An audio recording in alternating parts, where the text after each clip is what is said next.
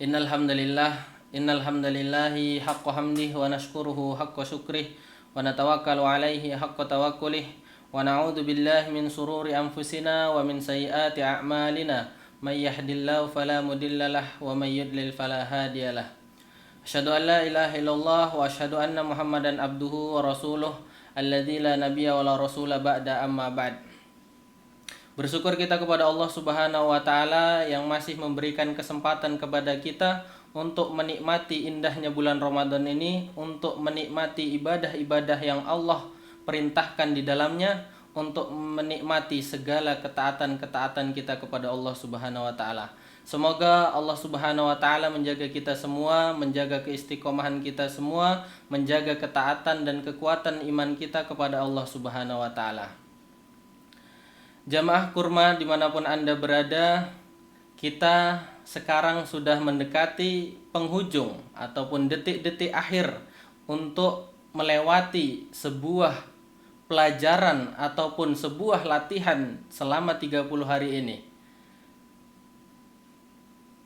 Jamaah kurma dimanapun Anda berada, hendaknya kita ketika mendekati akhir, hendaknya kita mengevaluasi diri kita, introspeksi diri kita. Apakah kita ibadah kita sudah maksimal?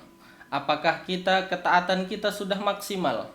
Apakah kita sudah mencurahkan segala potensi ibadah kita di dalamnya? Ketaatan-ketaatan kita, kebaikan-kebaikan kita, lisan-lisan zikir kita, qiraah Quran kita kepada Allah Subhanahu wa taala. Jangan sampai kita termasuk orang-orang yang merugi yang disebutkan di dalam hadis Rasulullah Shallallahu Alaihi Wasallam. Sebagaimana Rasulullah Shallallahu Alaihi Wasallam bersabda, yang pada saat itu di hadapan para sahabatnya beliau mengatakan, "Wahai sahabatku, atadruna manil muflis? Apakah kalian tahu siapakah orang-orang yang merugi?"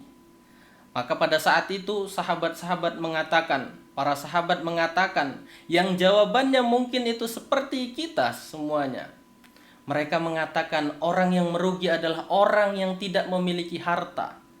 Orang yang bangkrut adalah orang yang tidak memiliki harta, perbendaharaan, apapun itu. Dan jawaban para sahabat adalah menggambarkan bahwa kita kalau seandainya pada saat itu, maka kita akan juga menjawab seperti itu, seperti para sahabat. Jamaah kurma dimanapun Anda berada, kita tahu orang yang merugi di mata kita adalah orang-orang yang tidak memiliki harta. Akan tetapi yang disebutkan di dalam hadis bahwa orang-orang yang merugi di hadapan Allah Subhanahu wa taala adalah orang yang pada saat itu menghadap Allah Subhanahu wa taala dengan amalnya, dengan sholatnya, dengan sedekahnya, dengan zakatnya, dengan puasanya. Mereka membawa semua di hadapan Allah Subhanahu wa taala. Akan tetapi di lain sisi, seseorang ini menghadap juga kepada Allah Subhanahu wa taala dengan dia mencaci orang, dia buruk sangka kepada orang. Maka di satu sisi yang dibanggakan dia di hadapan Allah Subhanahu wa taala, dia membawa pahala. Akan tetapi di satu sisi dia membawa dosa-dosa kepada Allah Subhanahu wa taala.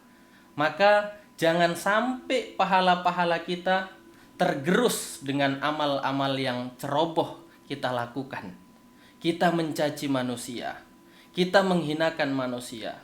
Maka jangan sampai kita termasuk orang-orang yang merugi di hadapan Allah Subhanahu wa taala.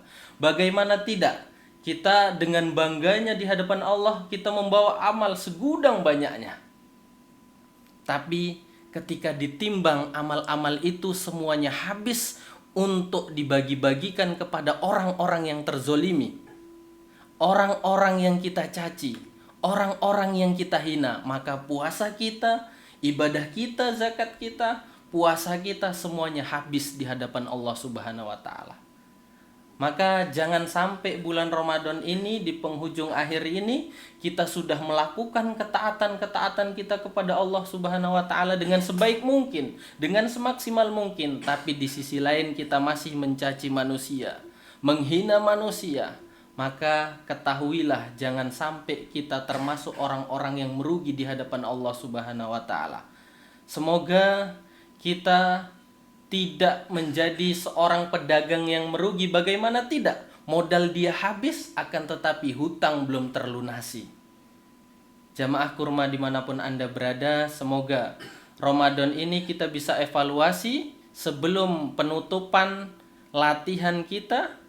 Semoga kita nanti di akhir menjadi orang-orang yang dilabeli Allah Subhanahu wa taala, menjadi orang-orang la'allakum tattaqun, orang-orang yang bertakwa yang mendapatkan langsung ijazah dari Allah Subhanahu wa taala, bukan termasuk menjadi golongan orang-orang yang merugi.